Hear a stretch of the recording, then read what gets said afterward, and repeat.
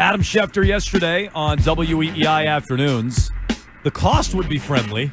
Sure would. Because he's under contract with the Raiders. Oh, my God. Still doing this? This is what they did with everybody else for years. It makes me a little nervous about the lack of news on the coordinator front because we were getting news on even their fake coaching interviews. Right. Where are all the news of interviews of this guy interviewing, that guy interviewing? And if you wonder, well, maybe they haven't started yet. Vrabel said on Tuesday morning with Greg, they were starting that afternoon. They were starting on Tuesday afternoon. So we haven't heard anything. And he said that Josh McDaniels would be on the list. My read was he was very lukewarm about the name Josh McDaniels, probably out of a courtesy to Robert Kraft. You said this yesterday, Keefe. I guess Courtney read it differently. Courtney thinks he was tiptoeing around the obvious because they've come under fire about sham interview processes, and I'm starting to wonder if that's the case. We have no news on this coordinator search. Schefter says he's cheap, meaning Josh McDaniels, and I'm starting to wonder if it's another bag job, which I would hate. Friend of the show, Courtney Cox, was the only one saying that. She thought it was, you could even compare it to when Robert Kraft was asked about Mike Vrabel, and he was like, we got a long list of guys we're going to take a look at. It's like, long list of guys. Or he didn't say long list of guys, but he said a lot of, impressive candidates or whatever, and this wasn't true. He knew it was Vrabel, but he didn't want to say right away. They do have a process that they have to adhere to, so maybe that's what it is. I'm still holding out hope that it's not, but after listening to Schefter yesterday, right now, if you had to bet Josh McDaniels or the field for offensive coordinator next season, who would you take? Oh, I mean, it feels like it's McDaniels now, which is a shame. It feels like it's a shame. Very unimaginative. It's not what I want, but I didn't want Vrabel either. And but I took Vrabel over the field. So similar idea. So Vrabel wasn't my first choice. I'm happier about Vrabel than I would be about McDaniels. Same. Is that what you're going to ask? Yes, that's what I am. Yeah. I mean, so even though I wanted Ben Johnson, I was like, Mike Vrabel's a great hire. I think he's going to be a great head coach. My questions then become about offensive coordinator, scheme, all that kind of stuff. How aggressive are they going to be? How much, running game is it going to be? All that stuff. But as far as face of the franchise and helping turn things around, he's a great call. Josh McDaniels, I'm going to have a harder time talking myself into that. I guess the pros for him would be Mac Jones looked like a semi-competent quarterback with him and with nobody else. Matt Castle had a good enough year to then get a job somewhere else. Yep. And he was good with Brady, but so was everybody. Everything else, that doesn't count. All right, so fine, cross that off. And I'm sorry, I don't think Garoppolo counts either. You didn't say Garoppolo. No. I was on TV last night, Bragg. Whoa! With Phil Perry. Wow. They brought up Garoppolo. I'm like, 6 quarters of Garoppolo. No. Castle, I guess, is more fair. For the season. I know you feel this way. That was a wagon of a team. They were 16-0, and then they went 11-5. They dropped off by 5 games and missed the playoffs. Yeah. Like, let's not go nuts with Matt Castle, but fine.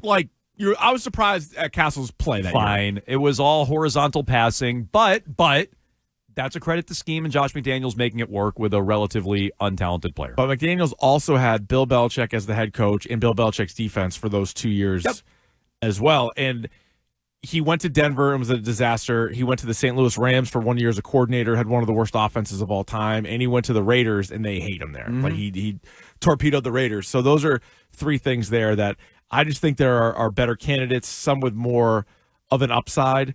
To be consistent, I do think you can be a good coordinator despite being a failed head coach. And hit the biggest kind of black marks against McDaniels' career is how bad he was as a head coach. Even I still hold against him taking a job and then bailing on a job. I think that's pathetic. He was like, I'm going to be the Colts coach. Just kidding. I'm not going to be the Colts coach. I don't like that. He's pulling what Bill is, or he pulled what Bill is trying to do at North Carolina. But the Patriots obviously don't care about that because they brought him back. They were the ones that kept him and made sure he didn't go. So they obviously like him quite a bit. I just thought maybe Mike Vrabel would come in with some new ideas, but it's like, no, we're just going to have Bill's former offensive coordinator. Do you think it's his idea? Probably not. I mean, he knows him. So again, this is like Mike Vrabes is the man. Hell yeah, brother. Vrabes is the man. But he should have say. It's Mike Vrabel's show. Yeah. Is it?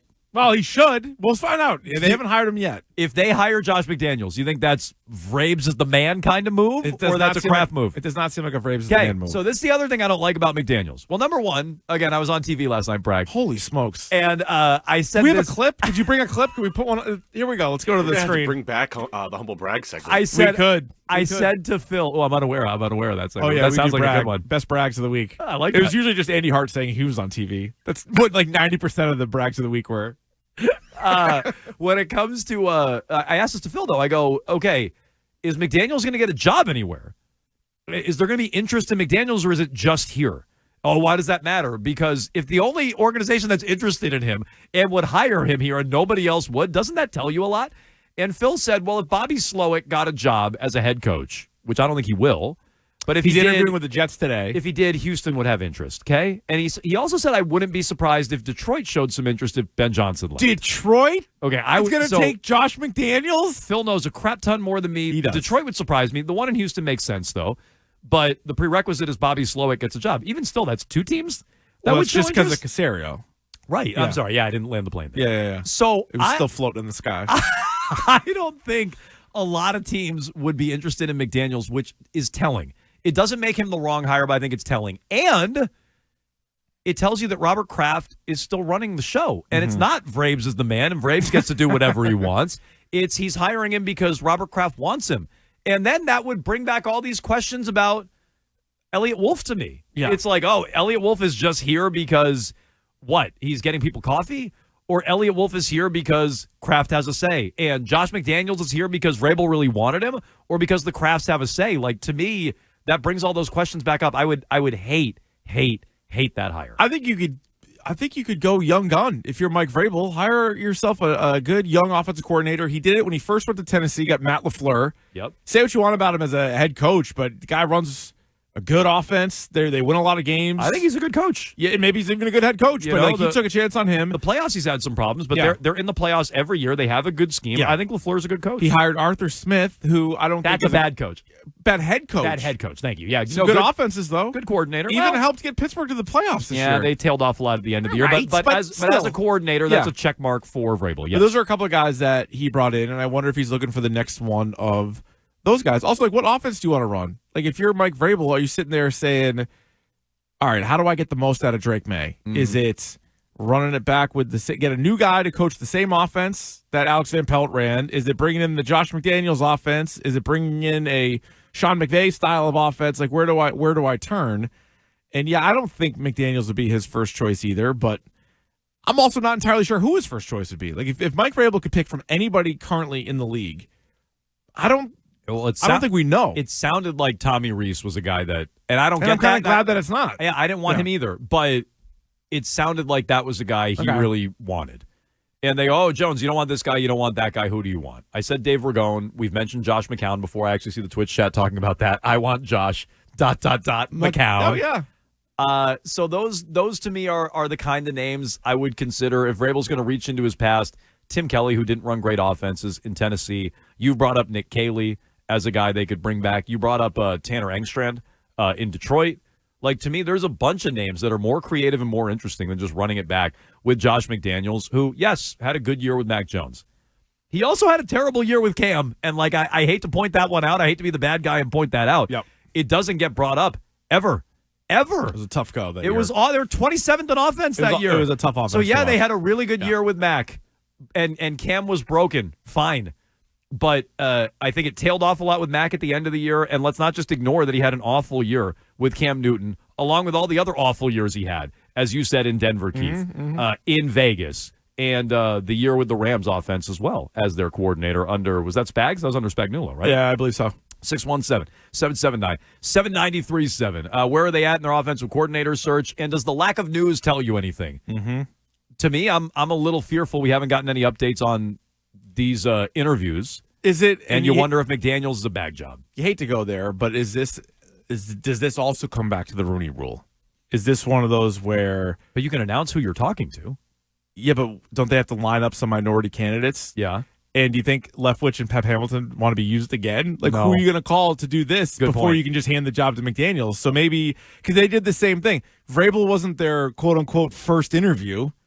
They wanted to make sure once they announced him, they could wait a day and then announce him officially as the head coach. But you could still announce all your interviews in the meantime, and then ultimately. But what if they're all whites? What if it's like 5 whites? Then you can't hire them then? That might be the issue they're running into. Yeah, maybe. It also speaks to the ineffectiveness of the rule, but no, it does. And again, another bag job for the Patriots. I could see why they would be fearful of that getting out because they probably are under some fire, given their hiring of Mike Vrabel. Because they did say they wanted to do this stuff fast, and they fired their coach fast, they hired their new one fast, and then this offensive coordinator thing. Like, how long is this going to take? Let's go to Joey in Dedham. What's up, Joey? What's going on? So listen, I think I might have some little information. It could be something, it could be none. So I can't disclose. I can't disclose where I'm at, but I happen Who's to your drive source, by Joey? You gotta say your source, so it doesn't count. I happen to drive. Listen. I happen to drive by Josh's house every day. Okay. Now for the past 2 years, I haven't seen any activity. But for the past 2 years, I haven't seen anything. But the past 10 days, I've seen him out in the morning in his front yard doing things. Now, I don't know if that's something. It's like 10 degrees outside, Joey. What the hell is he doing outside? Well, he gets his paper. I'm Freezing. out there early in the morning checking my station. Checking my station. Yeah, he gets out. Him getting the newspaper might be the most. I've never seen him in the past 2 years. Believable part of the past 10 days, I see him now. Is he in a bathrobe? Is he in a robe walking out? Slippers? No, regular dressed up with a hat on. Straight out, just Josh. Okay, I'd like to see him in the building, not as the offensive coordinator, but I wouldn't mind seeing him in the building. Okay, I'd rather see him than Elliott. All right, look, Joey. Joey. You get to see him every day in the last 10 days. Joey, unlike a lot of people, we are not dismissing any scoops here. I'm not dismissing a thing. I'm not going to scoop shame. No, I do have my questions. Well, more activity in the last 10 days out in his front yard getting his paper. It's freezing outside. What does that tell you? If Who anything? gets the what newspaper? What am I supposed to infer from that? I think the most unbelievable part, and Joey, I listen, maybe you're dead on. Maybe you're 100% right. The detail I have the biggest problem with is the newspaper. He's out there getting his newspaper every day. He's got to read his Shaughnessy. So he's had a house. I don't even know this. He lives around here, I guess, or he did? I was speculating on that a few days ago. I think he's local. I don't know where. Yeah. Well, Joey does. Joey knows. Joey goes there every day, apparently. It was crickets. Yeah. By the way, Josh, 10 days. Josh, if you're listening and you want to file a restraining order, a fury of the activity. newspaper's piling up. Just now, it's nuts. So okay. I think Joey's scoop. Maybe he's the paper boy. He throws the paper over and he sees Josh come out and get it. Is that still a job people have? Maybe. Paper boy? Yeah. Or girl? Yeah. Paper person? Paper Girl's actually a great comic book. It's 2025. Paper Girls. It's a paper person. Although it's paper person? It is Trump's America. Back to boys. We're calling paper. We're going to call paper boys again. Make paper boys great again. Yeah. So his activity in his front yard would tell me that he probably doesn't have a job. The more active he is in his yard, the less likely it is he's going to be getting a job in the NFL again. So if we're going to play this out, I think I like Joey's scoop. I like Joey's scoop. I think I like it. Yeah. If he's more active in his yard, that means it's less likely he's getting the Patriots job. Joey, right? Thank you for talking me off the ledge. He's I was not a little doing interviews. He's just getting his paper, going home. He's like, "They say anything about me today?" Flipping through the paper. They say anything about me today? Yeah.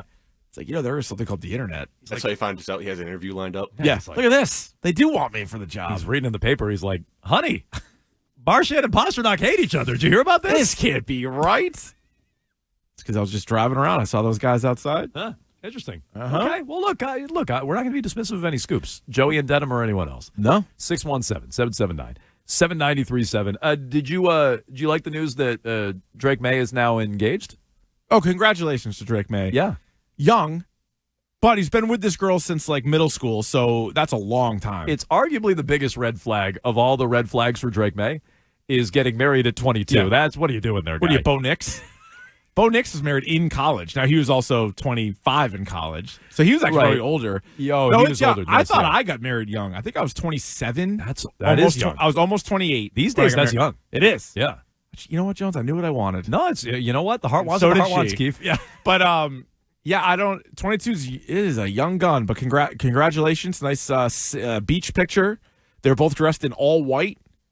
Roses everywhere, and she said yes. Yeah, so it's really a true love story. I'm happy neither of us. Those photos weren't spontaneous? No. Well, it was like, you know what happened? Here's a little peek behind the curtain. Our guy Chris Scheim, also just got engaged. Oh, and he had Davey Eyeballs take some snaps. Did he? Davey snaps. Yeah, Ryan Davey photo. Excellent. Hiding in the woods. Excellent photographer. He told him where to be, And so when you see Shime, there's photos that he posted on Instagram and Twitter of him proposing to his now fiancée, and those were all taken by Davey. Did you have photos of you proposing? Did you get a camera person for that? No, I was in my apartment, I think like in sweatpants. Oh, you did it in the house? Oh, we did it in the house. I didn't want to do it in a public place. I did it in the house or in the apartment. I did it on the Harbor Walk. Wow. But so people were around? No. I made sure that we found like a real 10 degrees out. Yeah, no, we just kept walking down the Harbor Walk, and I'm like, hey, she's Kat. like, how much farther? Yeah, she's like, what are we doing? I thought we were going to dinner. This sucks. I'm like, oh yeah, just keep walking until there was like nobody around, and I'm like, great. Oh, hey, by the way. I hid the ring in a giant cake, and I was like, keep reaching in there. She's like, I'm full. I'm like, keep getting in there. Keep reaching. Like double dip. Yeah, you want another piece? She's like, I don't want another piece. Like, you're going to have to eat another piece. It's like double dip. So now the biggest red flag in this story is that he's an young engaged guy. man at 22. I mean, that's that. I'm going to question the decision making on that. No, it's true. It's a good point. But like, make it a little deeper into your 20s before you. Josh Allen just got get engaged. the old ball and chain. Yeah, he's relatively young, but obviously much older than Drake Maye. Yeah. Yeah, but if he's been with the same girl for, 10 years? They've been together since they were like 12, right? Isn't that the story? Or 14? It's also a bit of a red flag. Listen, he's a one-woman man. No, I mean, good for him. At least from the outside. But so, okay. I mean, look, that's quite a commitment. Yeah. Did you like all the jokes that he's only been here 1 year, he's already got one ring? Oh, those are There's good. a lot of like. I missed those. I must have missed those. Yeah. Somebody was like, more rings at 22, Drake Maye, than Tom Brady. He doesn't have a ring. Drake Maye won. He gave a ring. He gave one. Nice. And That's you don't get one until the actual day of the nuptials. Yeah. But yeah, congratulations to him. I just feel good we were not critical of him skipping the Vrabel press conference. No, I do feel good about that. Yeah. We were both very critical of him not showing up the day after the season. Dude had plans. Which he's not off the hook for, he is officially off the hook for skipping out on the Vrabel press conference. And he's off the market, ladies, so knock it off. Quit throwing yourself at Drake Maye, would you? Did you say, dude, I think you were nervous? Were you nervous? Of course. Yeah, I was terrified. I was nervous giving my vows. Vows and proposing were the two things I was nervous about. Did you write your own vows? Yes. Oh, see, I didn't. I didn't really. I was like, I don't think I could have gotten through that. Wrote them, rehearse. Really? Yeah, off the top of the head, Keefe. I acted mine out. It was just charades. Here's how I feel about you. Yeah, an interpretive dance. They're like, oh, God. The whole wedding's like, here he goes. They dim the lights in the church, and I start dancing. Will Ferrell at Old School. Yeah, exactly. Like, oh, that is really something. Thank you. All right, 6-1. Oh, there you go. Yeah, nice. I ribbon dance my vows. Like, is he going to do the whole? He's doing the whole dance. Here he goes. Doing it. Obviously, madly in love. I never realized the song was this one. Keep going. I need a water. This is what Katie dreamed about when she was 10. Like, this is what she always wanted in her I think wedding. I made a huge mistake.